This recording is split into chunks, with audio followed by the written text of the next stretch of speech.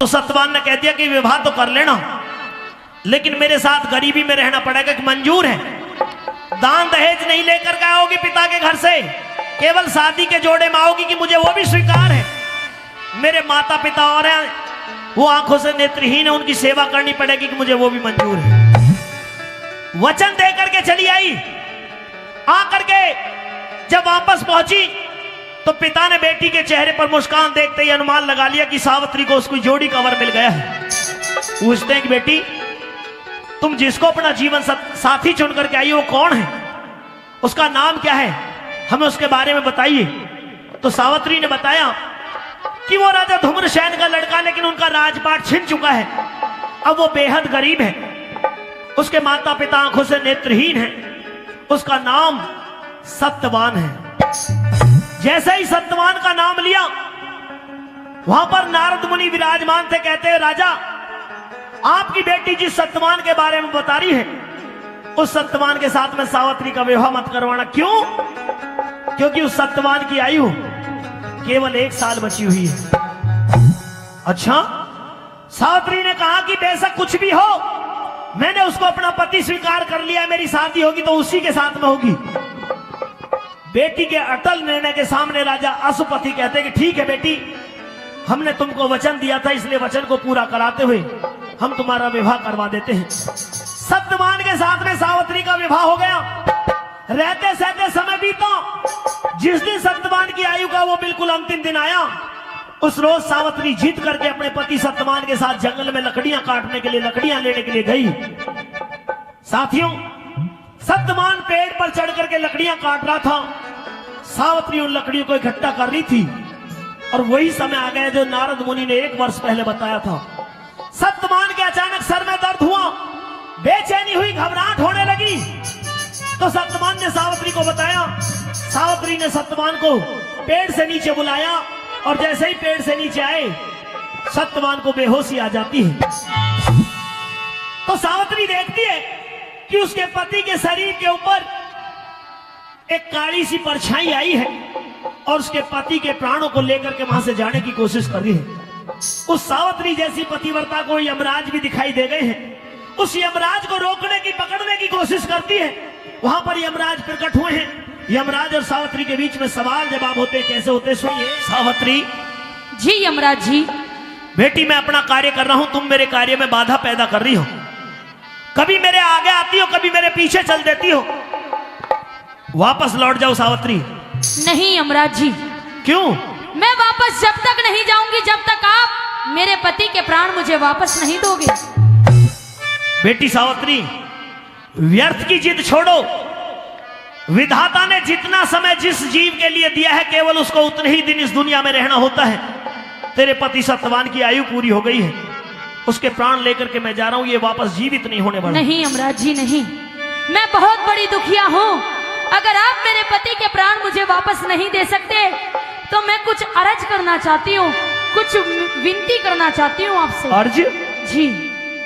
सावित्री, अगर तेरे जैसी पतिव्रता यमराज के सामने हाथ जोड़ करके अर्ज करे, तो मैं तेरी अर्ज तो जरूर सुनूंगा, लेकिन बेटी मैं तेरे पति सत्यवान के प्राण तुझे नहीं दे पाऊंगा। मेरी बात सुनिए यमराज जी। कहिए।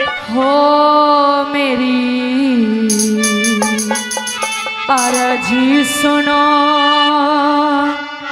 या मेरा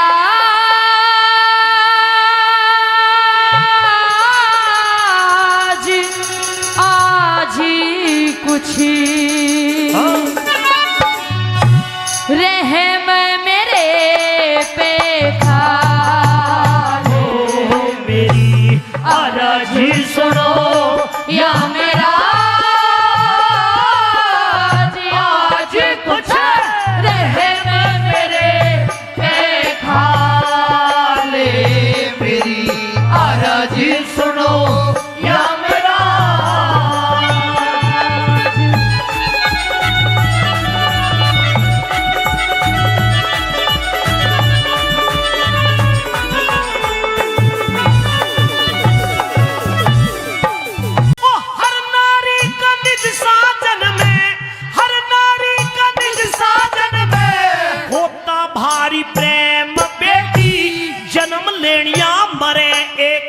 हाँ। ये कुदरत के नेम बेटी, सत्यवान की, अरे सत्यवान की जिंदगी इतनी से आखिरी टाइम बेटी।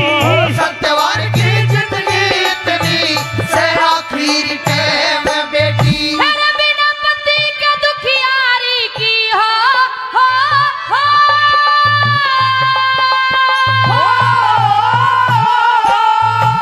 बिना पति के दुखियारी की जिंदगी बेकार हो जा। नहीं हिमाती कोई मेरा नाव मेरी मझधार हो जा। अंदेशा ससुर की सेवा फिर करने दुश्वार हो जा। देसा ससुर की सेवा फिर करनी दुश्वार हो जा। हो मेरे दिल पे लागे चोट ओट करा हे या मेरा राज बजा। हे मेरी आरज सुनो या मेरा राज।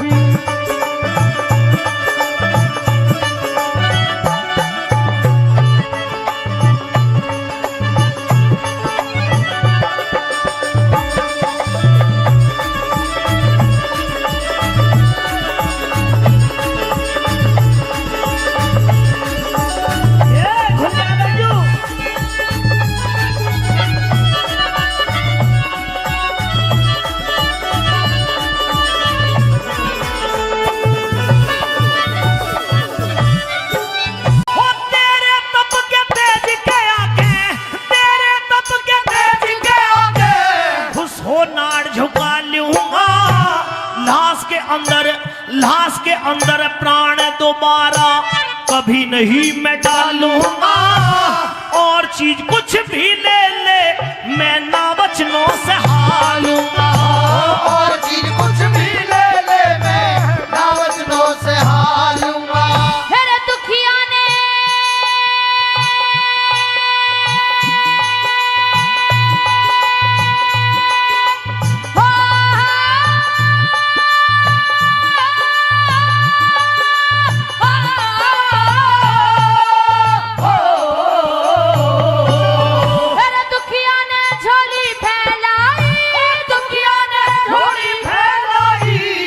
महाराज मेहर कर दो समझ के अपनी बेटी मुझको प्यार का हाथ शीश धर दो।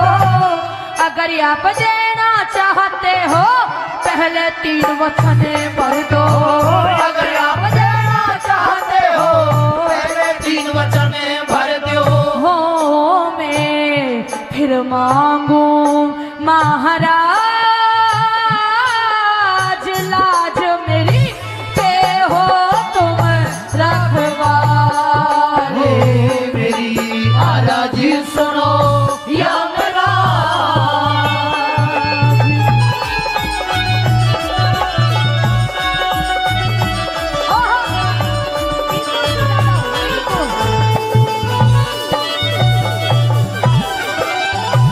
सत्यवान के प्राण छोड़ के, सत्यवान के प्राण छोड़ के कुछ भी मांगो करो यकीन।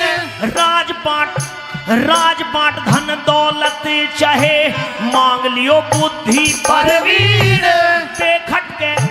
बेखटके मांगो सावत्री क्या? दे दिए वचन 1 2 3। बेखटके मांगो सावत्री दे दिए वचन 1 2 3। मेरे सास ससुर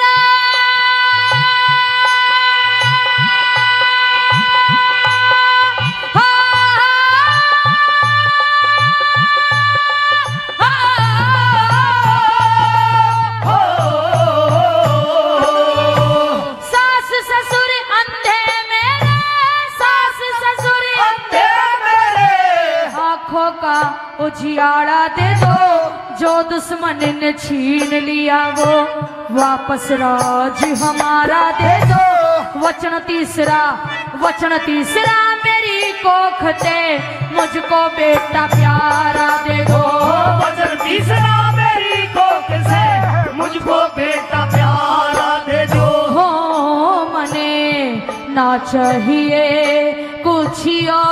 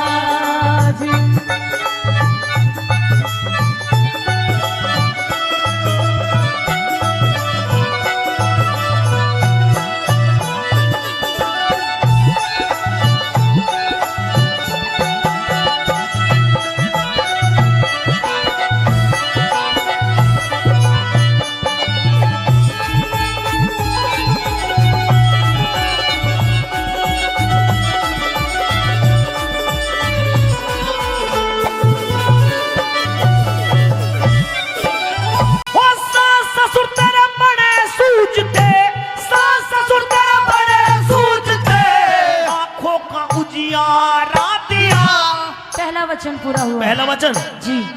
जो क्षण से लिया मंत्री ने वो वापस राज तुम्हारा हाथ दिया। दूसरा वचन भी पूरा हुआ यमराज जी। 2 वचन हो गए पूरे। जी। तेरी कोख से पैदा होगा जब तुझको बेटा प्यारा दिया। तेरी कोख से पैदा होगा तुझको बेटा प्यारा दिया। हर ख्याल करो हरे राम बैस ले, अकल ठिकाने लाओ रे। बिना पति के पतिव्रता के, बिना पति के पतिव्रता के कैसे बेटा हो समझाओ रे। हे यमराज, हे यमराज, हे यमराज वचन हारो या मेरा पति जीवाओ रे।